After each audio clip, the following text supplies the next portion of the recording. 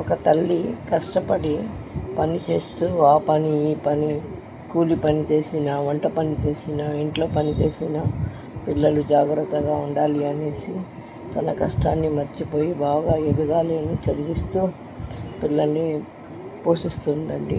ఇంట్లో ఎవరి మాట పడినా పట్టించుకోకుండా అటువంటి తల్లి పనికి పంపించిందండి కొడుకుని. వేరే ఊర్లో పని చేస్తూ వేలల్లో నోట్లు లెక్క పెడుతున్నాడు కానీ తల్లికి ఫోన్ చేయడం లేదండి. ఒకరోజు ఆ తల్లి ఫోన్ చేస్తుందండి. నాన్న, అన్నం తిన్నావా? ఇంకా తినలే.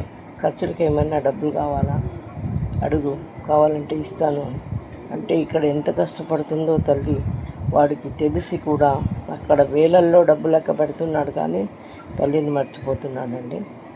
ఆ కష్టం వాళ్ళకి ఎప్పటికి గుర్తొస్తుందో తెలీదు.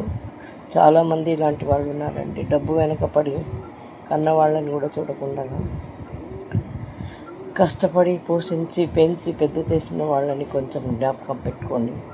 ఆ తల్లి అడుగుతుందండి, ఖర్చుకు డబ్బులు కావాలా నాన్న? ఉన్నాయి, నా దగ్గర వేస్తాను అని.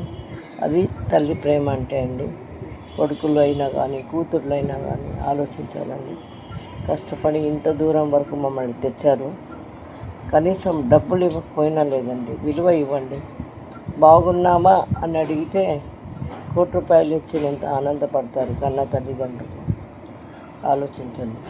అమ్మాయి కానీ అబ్బాయి కానీ వేరే దేశంలో ఉన్నా కానీ రోజుకి ఎంత టైం పనికి మీరు ఇచ్చినా కానీ అమ్మకని నాన్నకని ఒక గంట టైం ఇవ్వండి.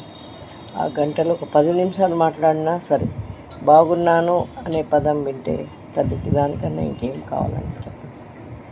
అదే కోరుతుంది. ఏ తల్లిదండ్రి అయినా కోరేది అదే అండి, పిల్లలు బాగుండాలి అని.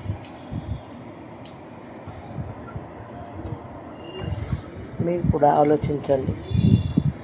దేవుని దగ్గర పెడితే మీరు ఇంత భర్త కానీ పిల్లలు కానీ ఆనందంగా ఉన్నారు ప్రపంచంలో అంటే ఆ తల్లి గొప్పతనమే అండి. దేవుని దగ్గరకు వెళ్ళినప్పుడు తను ఏం కోరుకోదండి, నా పిల్లలు నా భర్త బాగుండాలని కోరుకుంటుందండి. నాకని అది ఇవ్వు ఇది ఇవ్వు అని ఇప్పుడు దేవుడిని కోరదు. నాకు 5వ తనాన్ని ప్రసాదించు స్వామి అని అడిగినప్పుడు భర్త యోగక్షేమాల గురించి ఆలోచిస్తుందే తప్ప తన గురించి మాత్రం ఏమీ లేదండి. ఒక తల్లి కష్టపడి పిల్లల్ని పెంచి పెద్దవాళ్ళని చేసి వీళ్ళతో మాటపడి